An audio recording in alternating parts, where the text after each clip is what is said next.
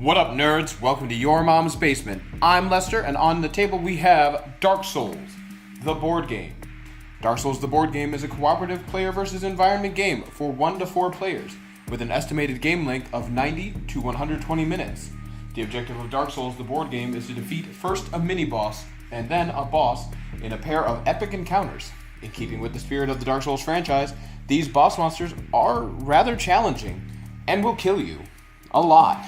To give yourself a fighting chance, you and your friends fight through a series of smaller encounters to earn souls, gather equipment, and level up so you can wield the mightiest weapons in your arsenal and combat these foes with swords, sorcery, and cunning strategy.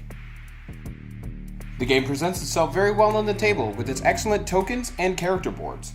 The boards are set up so that you can easily understand your character's capabilities and equipment.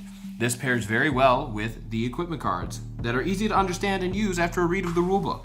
For example, this weapon has an attack that deals 2 black die worth of damage, or you can spend stamina to deal 1 black die and 1 blue die worth of damage. This brings me to another high quality component of this game, the custom dice. With the intuitive formatting presented by these die, knowing when you have received an upgrade is a breeze. Blue die are better than black, orange die are better than blue.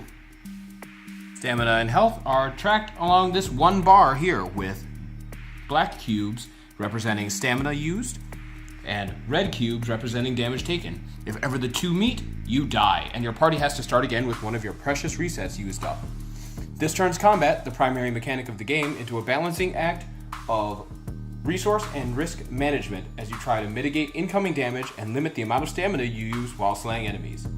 And all of these gorgeous components, I am sure you have noticed, are absolutely covered in beautiful and iconic Dark Souls imagery. The other key to combat is manipulation of the game's artificial intelligence. Monsters, even the bosses, will behave in predictable manners during their encounters. This helps simulate the experience of playing any of the Dark Souls video games as you grind your way to the top. But this is also where the game's biggest failings appear. As Dark Souls, the board game, is a cooperative experience, it suffers heavily from a common issue with this type of game, where 1 or 2 of the more tactically minded players in the party can kind of take over, just providing the other players with instruction and orders on the most sound decisions.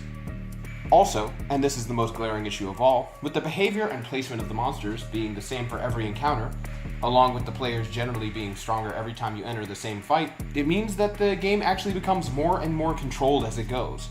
This also makes it less interesting as time passes.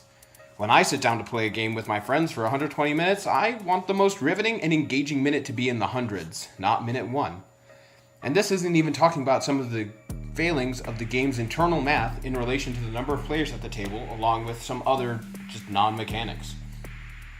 All in all, the best part of this game is how it looks, and the tactile sense of playing.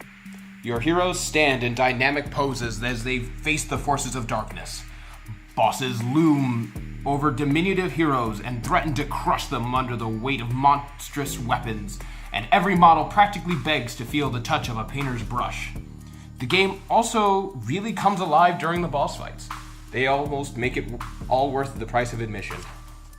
But some mechanical failings and not so riveting gameplay leads me to say I cannot recommend this game to anyone but the diehard Dark Souls fan who just wants to die some more in this grim dark fantasy world, or someone looking to expand their miniature collection to use in unrelated games. Like it if you do, comment if you want, hit that subscribe button, and you too can live in your mom's basement.